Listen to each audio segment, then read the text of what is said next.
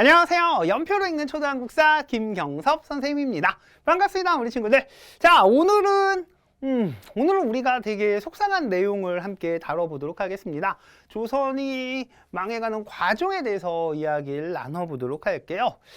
오늘은 선생님이 수업하기 전에 우리 친구들에게 꼭 한 가지 해주고 싶은 부탁이 있습니다. 뭐냐면 많은 친구들이 역사를 공부하면서 이 시대를 배울 때는 그냥 단순히 이런 사건들이 있었는데 결국엔 실패해서 조선은 망했어요 라고 정말로 그냥 사건들 이름 기억하고 조선이 망했다라는 결과만 가슴에 담아두고 끝나는, 그쵸, 요런 모습들이 나타나는데, 선생님하고 공부하는 친구들은 그러지 않았으면 좋겠습니다. 정말로 그 시대를 살았던 우리 조상님들의 마음을 헤아릴 수 있었으면 좋겠어요. 무슨 말이냐?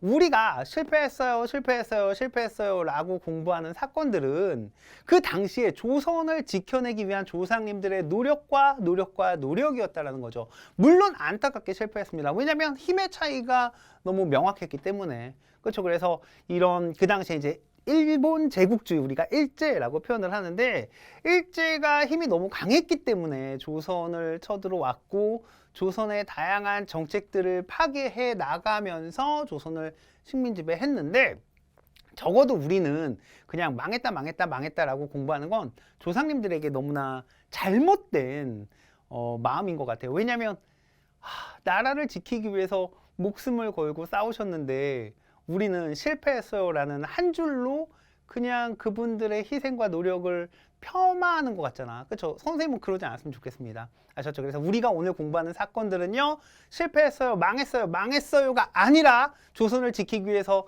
노력하셨고 피를 흘리셨고 희생하셨던 겁니다. 아셨죠? 요걸 기억했으면 좋겠습니다. 자, 그러면 오늘 수업 시작해 보도록 할게요. 자, 오늘 이제 우리가 처음 다뤄볼 내용은 조선의 권력자가 바뀝니다. 무슨 말이냐?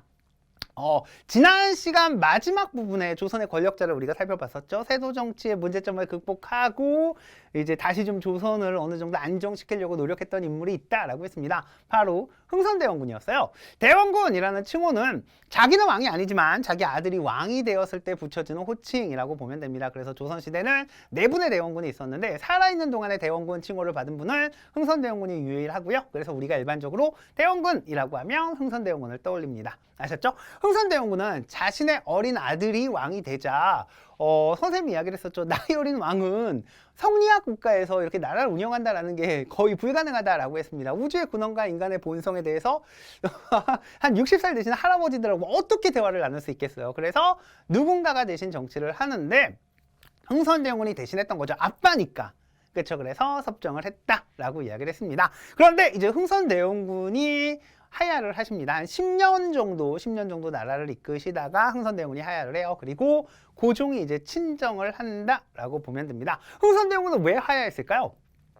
이거 한번 선생님이 질문해 보고 싶은데, 흥선대원군이 하야한 이유가 무엇입니까? 라고 하면 당연하죠. 고종이 컸으니까. 그렇잖아. 조선은 기본적으로 군주제 국가입니다. 그런데 고종이 어려서 흥선대원군이 집권을 했던 거고요. 고종이 성장하면 자연스럽게 권력은 고종에게 넘어가는 게 맞습니다. 아셨죠? 기억해 두세요. 그런데 이런 고종은요, 자기가 이제 왕이니까 자연스럽게 권력을 받아야 되잖아요. 하지만 많은 사람들은 이런 고종의 권력에 대해서 좀 약간 부정적인 시선을 보이기도 합니다. 왜 그럴까요? 선생님이 질문 하나 할게요. 고종과 흥선대원군의 관계가 뭐 같아요?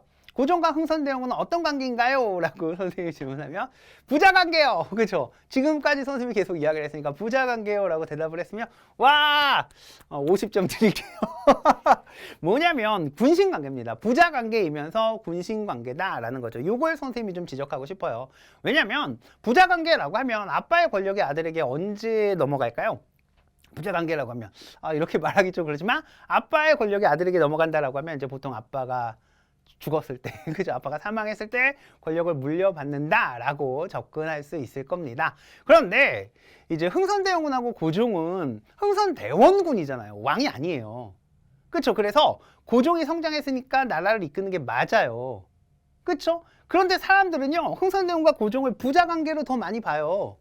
그러니까 아빠 권력을 아들이 가져갔네라고 바라본다고. 그럼 되게 애매해지는 거잖아. 그렇죠? 그래서 고종 입장에서는 자기가 이제 왕이니까 나라를 이끌어야 되는데 사람들의 이러한 시선을 극복을 해야 하는 정치적 부담감이 생겼다라고 보시면 됩니다. 그래서 이제 고종이 사람들을 설득하기 위해서 내세웠던 게 무엇입니까? 라고 하면 흥선대원은 되게 좋은 사람이지만 왕의 뜻을 거스렸다. 그러니까 왕의 뜻과 맞지 않다라고 접근을 했던 거죠. 흥선대원의 정책은 두 가지가 있었다라고 했습니다. 국내 정책과 외교 정책이 있다라고 했었죠. 그래서 국내 정책을 왕권 강화 정책이라고 했고요. 그 다음에 외교 정책을 통상수교 거부 정책을 펼쳤다라고 했습니다. 그럼 고종은 흥선대원은 나의 뜻과 다르다라고 해야 되는데 왕권 강화 정책이 나의 뜻과 다르다라고 말할 수 있는 왕이 있겠어요? 없죠, 당연히. 말도 안 됩니다. 그렇죠? 그럼 어떤 생각을 하느냐?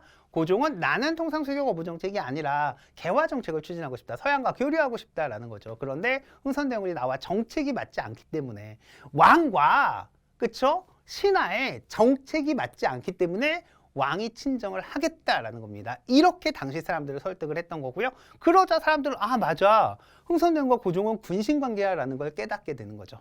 아셨죠? 그래서 이런 식으로 자신의 정치적 그 강화를 목적으로 좀 삼았다라는 거 기억해 두시고요.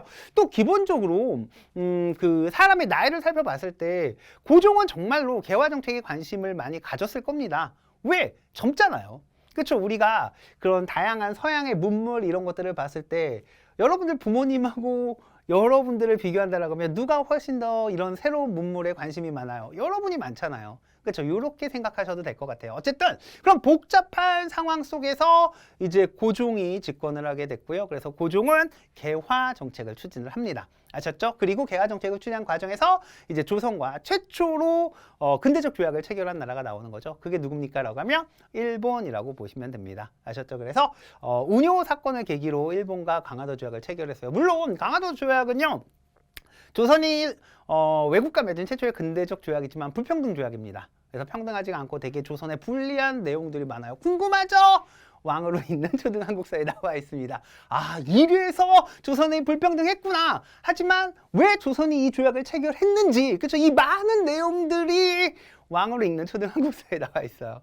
알겠죠? 오늘 이거 수업할 수가 없어요. 그럼 나 한 3시간, 4시간 수업해야 되는데 여러분도 싫어하고 그 다음에 PD님도 싫어하고 나만 좋아해, 나만.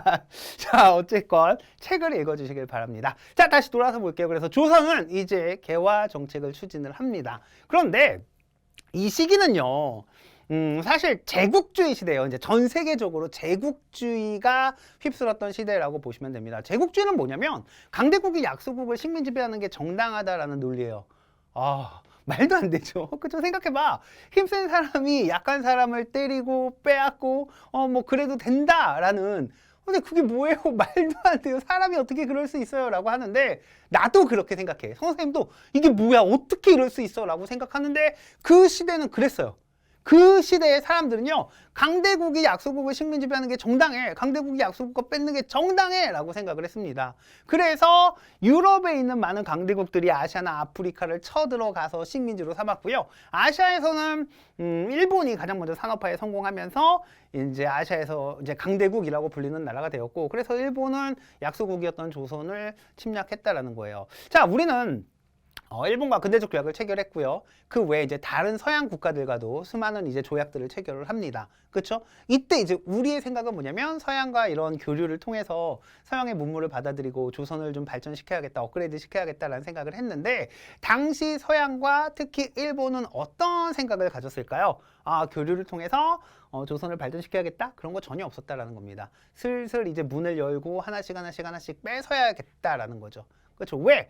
우리는 성리학 사회잖아요. 그렇죠? 그리고 사람을 되게 좋게 보는데 그 당시에는 그런 논리가 없었다고요. 그냥 센 사람이 약한 사람 거 뺏어도 돼라는. 와, 어떻게 그럴 수 있어? 근데 그랬던 시절이라고. 알겠죠? 요걸 기억을 하셔야 됩니다. 그래서 우리가 이제 서양과 교류하는 모습을 막 보이지만 그 당시에 이제 일본과 서양은 우리랑 교류하려는 목적이 아니었다. 빼앗는 목적이었다라는 겁니다. 그리고 수많은 침탈이 나타나요. 알겠죠? 이 연표 안에 생략되어 있는 엄청나게 많은 것들은 이제 얘기 안 해도 되죠?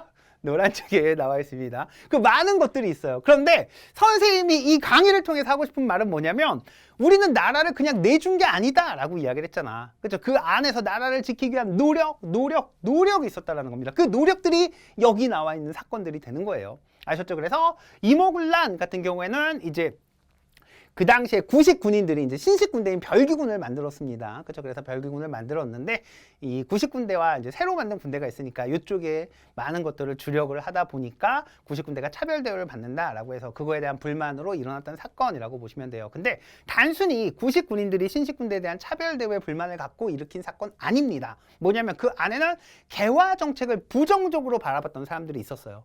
알겠죠? 그래서 내가 봤을 때는 서양과 이렇게 교류하는 게 좋지 않은데 라고 생각했던 사람들, 흥선대원군이 권력을 가졌던 시절의 집권층이라고 생각하면 되겠네요. 그렇죠? 그래서 흥선대원군이 권력을 가졌을 때는 통상수교 거부 정책을 펼쳤잖아. 그런데 고종이 집권하면서 이제 개화 정책을 펼치잖아요. 그렇죠? 근데 그때 개화 정책 아닌 것 같은데 라고 생각했던 사람들이 힘을 실어서 이모군란을 일으켰다라고 보시면 됩니다.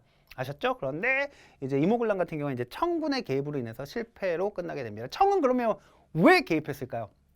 이것도 생각해야 돼요. 청이 개입한 이유는 조선을 도와주기 위해서?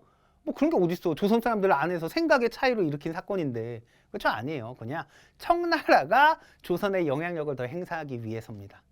알겠죠? 청이 조선보다 센 나라니까. 뭔지 알겠어? 센 나라가 약소국을 딱 그 느낌이라고 보시면 됩니다. 그래서 이모군란이다 라고 보시면 되고요.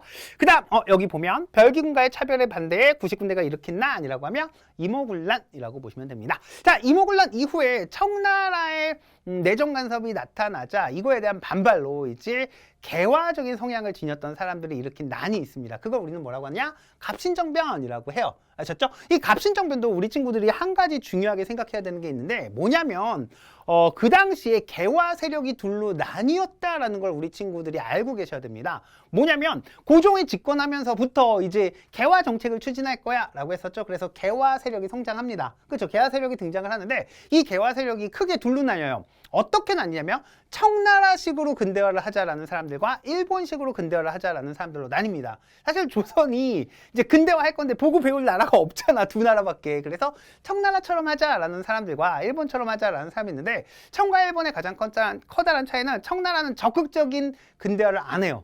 청나라 사람들은 이제 중화 사상이 있잖아. 그래서 자기들이 기본적으로 세상의 중심이다라고 하기 때문에 조금만 바꾸자. 그러니까 우리가 원래 좋은데 지금 서양보다 군사기술이 조금 부족해가지고 위기를 살짝 겪으니까 서양의 군사기술이나 과학기술만 받아들이면 돼 라는 생각을 했던 거고, 일본은 옛날부터 이제 다른 문화를 받아들이는 것에 대해서 되게 익숙했기 때문에 지금은 서양의 문화가 제일 좋네. 그러면 서양 문화를 적극적으로 받아들이자, 싹 받아들이자 라고 생각합니다. 그래서 적극적인 근대화를 주장했던 일본식 근대화, 그 다음에 소극적인 근대화를 주장했던 청나라식 근대화. 알겠죠? 이렇게 나뉘어 있었어요. 그런데 이모군란 이후에는 지금 누구의 내정 간섭이 나타난다라고 했어? 청나라의 내정 간섭이 나타난다라고 했잖아. 그러니까 적극적인 근대화를 주장했던 사람들이 이러면 안 되는데.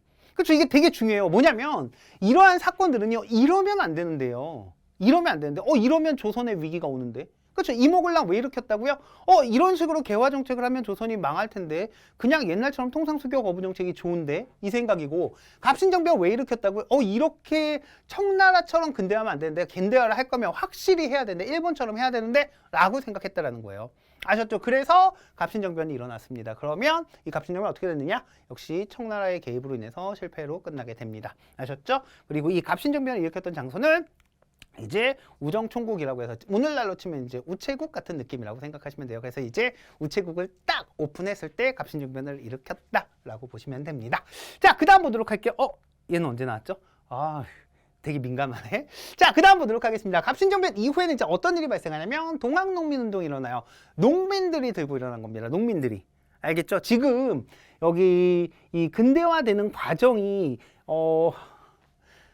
너무 순탄하지가 않아요. 진짜 선생님이 이 연표 안에 나는 알고 있잖아. 이 연표 안에 숨겨진 그 많은 희생과 고통, 그 다음에 침략, 침탈 이런 걸 나는 알고 있잖아. 너희들도 알았으면 좋겠다.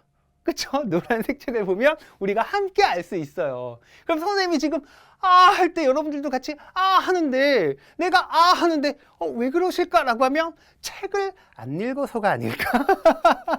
농담은 아니고 이거 진심입니다. 진짜 여러분에게 도움이 될 거예요. 그래서 되게 많은 사건들을 겪습니다. 그러면 이제 농민들이 이러면 안 되겠다. 우리나라를 좀 잘 지켜보자라는 움직임이 나타났고, 그게 바로 동학농민운동이라고 생각하시면 됩니다. 아셨죠? 그래서 동학농민운동이 나타나고요.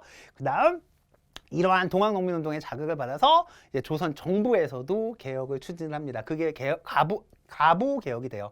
아셨죠? 그래서 이런 움직임이 나타나는데 역시 결국에는 이제 또 실패로 끝나게 됩니다. 특히 동학농민운동 같은 경우에는 이제 이 과정에서 청일 전쟁이 일어났었거든요. 그래서 청일 전쟁에서 일본이 승리합니다. 그러면서 일본이 조선에 대한 지배력을 강화해요. 아셨죠? 그래서 나중에 여러분들이 이제 문제를 풀다 보면 학교에서 시험 볼 때 이모군란 갑신정변 이후에는 청나라의 내정 간섭이 나타나요. 그런데 동학농민운동 이후에는 일본의 내정 간섭이 나타나고 이때부터 이제 정말로 본격적인 일본의 조선 침략이 등장한다라고 보시면 됩니다. 아셨죠? 이걸 기억해 두세요. 그리고 동학농민운동 과정에서는 이제 주동자가 누군지 알 수 없도록 사발통문이라는 걸 만들었다라는 걸 기억해 두시면 될 것 같아요. 그래서 선생님은요, 이 세 가지 사건이 정말 중요하다라고 생각을 합니다. 이모군란, 갑신정변, 동학농민운동, 그리고 다음 페이지에 나올 텐데 광무개혁까지. 그렇죠? 이 사건들은요, 그 시대 조선의 대표적인 세력들을 나타내는 거예요. 조선에 살고 있던 세력들. 그래서 여기 보면은 이모군란은 개화 정책을 반대했던 위정척사 세력이라고 하는데 그 사람들이 조선을 지키기 위해서 했던 거 알겠죠? 안타깝게 실패로 끝났죠. 그냥 갑신정변은 적극적인 근대화를 주장했던 개화 세력이 했던 거 안타깝게 실패로 끝났습니다. 그리고 동학농민운동은 백성들이 나라를 지키기 위해서 했던 거예요. 근데 이것도 역시 안타깝게 실패로 끝납니다. 그리고 나서 이제 다음 페이지에서 볼 광무개혁이 나와요. 광무개혁은 누가 했느냐? 왕이 하는 겁니다. 황제가. 그렇죠. 이제 고종이 나도 나라를 지키겠어 하고 노력을 했죠. 근데 그것도 실패로 끝나요. 그래서 이런 것들이 실패로 끝나면서 이제 조선은 일본의 식민 지배를 받게 되는 겁니다. 아셨죠? 많은 사람들이 지키기 위해 노력했다는 거. 이게 진짜 포인트예요. 여러분들에게 선생님이 하고 싶은 말은 이 사건들 연도 외우고 이름 외우고 뭐 그거 한 문제 맞겠지. 근데 우리는 그것 때문에 공부하는 거 아니잖아. 그렇죠? 선생님은요. 진짜 우리 친구들에게 그걸 전달해주고 싶어요. 노란 책에 나와 있는데. 알죠?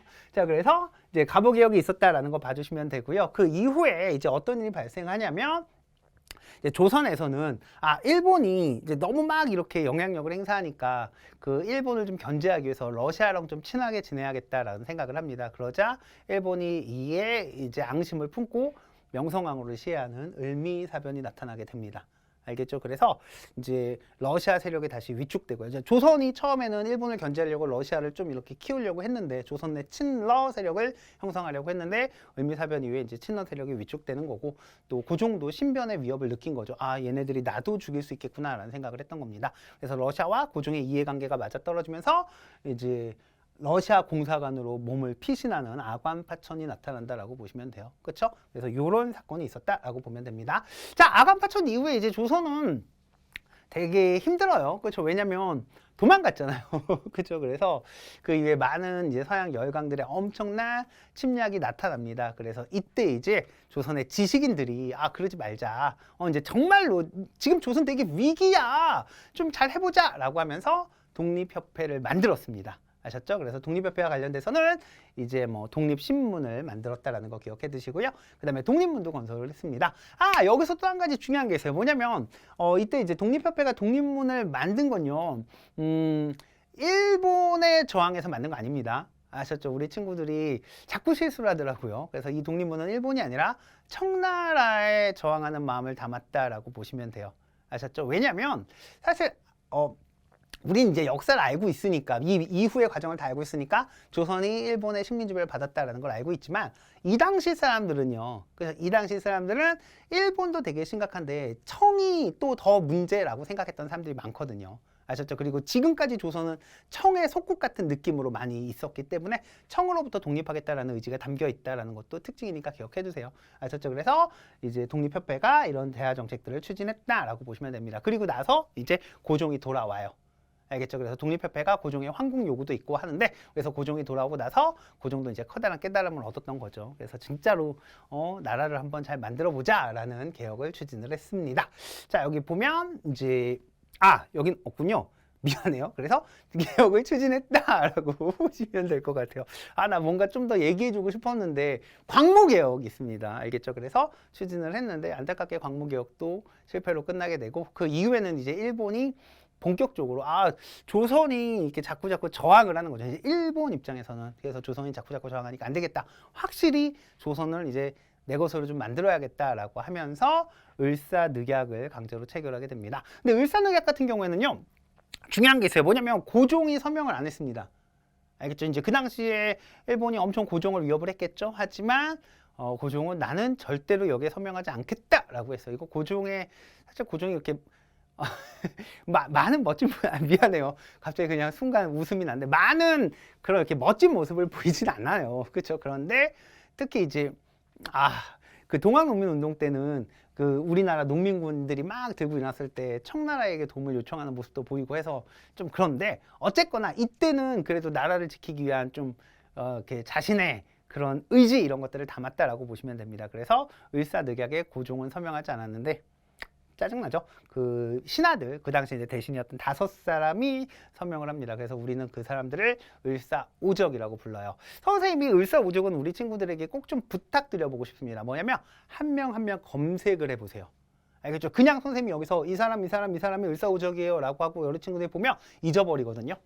오늘 영상 끝나고 나면 다 잊어버려요. 당연하죠. 우리가 무슨 기계도 아니고. 그런데 한 사람 한 사람 우리 친구들이 검색해 보시길 바랍니다. 그래서 그 사람들을 기억했으면 좋겠어요. 나라를 이제 진짜 이제 조선을 일본에게 넘길게요라고 서명했던 사람들이거든. 아셨죠? 그래서 이 사람들은 우리가 기억하는 게 이 사람들을 벌 주는 거거든요. 그래서 우리 친구들이 꼭 이 영상을 보고 나면 직접 검색해 보시길 바랍니다. 그래야 기억에 남아요. 그리고 그래야 그들을 벌 줄 수 있는 거예요. 아셨죠, 우리 친구들? 그래서 이제 을사오적이 대신 서명했다라는 거고요. 그러니까 이제 어떻습니까? 지금 나라가 망하게 됐으니까, 그쵸? 이때 이제 외교권을 박탈당했고, 그 다음에 통감부를 설치해서 조선을 본격적으로 내정 간섭하겠다라고 이야기를 했거든요. 이제 주권이 사라진 건 경술국치인데, 이때 이제 외교권과 통감부를 설치했다라는 거 기억해 두시고요. 그래서 이제 나라를 되찾기 위한 많은 사람들의 움직임이 있었죠. 여기 보면 이제 장지원이 시리아 방성대곡이라는 사설을 썼습니다. 나라가 이런 상황이에요! 라고 사람들에게 알렸다. 라고 보시면 되고요. 그 다음에 이제 고종은 이준, 이상설, 이종 세 분을 그 당시 이제 네덜란드 헤이그에서 만국평화회의라고 해서 전 세계에 이제 좀 평화로운 세상을 만들기 위한 목적으로 열렸던 회의가 있어요. 물론 실패했어요. 1차 세계대전이 일어났거든요. 1차 세계대전 일어나기 전에다라고 생각하시면 됩니다. 그래서 여기에 이제 파견해서 지금 조선은 이런 상황이니까 세계 평화에 일본이 잘못된 행동을 하고 있어요 라는 걸 알리려고 노력을 했던 거죠. 하지만 실패로 끝나게 됩니다. 어쨌건 되게 많은 노력이 있었다라는 거 기억해 두시고요. 그렇죠. 그 이후에도 이제 조선을 되찾기 위한 노력이 있는데 이 당시에 이런 모든 것들을 계획했던 일본의 인물이 있습니다. 누구냐면 이토 히로부미예요. 이 사람이 일본의 이런 그 제국주의, 조선 침략 이 모든 것들을 계획했던 일본의 그러니까 넘버원이라고 생각하시면 되는데요. 그 사람을 안중근 의사께서 제거하셨습니다. 오늘 수업한 거 중에 제일 기분 좋아. 그죠? 그래서 안중근 의사가 이토 히로부미를 저격하셔서 이제 조선을 좀 지키기 위한 이런 모습을 보이셨다라는 거 기억해 두시면 좋을 것 같아요. 갑자기 너무 좋아서 기분이 확 좋아졌네요. 역시 나 안중근 의사님 너무 좋습니다. 자, 오늘 우리 여기까지 보도록 하겠습니다. 정말 수고 많으셨고요. 다음 시간은 이제 경술국치 이후에 일본의 식민지배를 받았던 시기에 대해서 이야기 나눠보도록 할게요. 수고하셨습니다.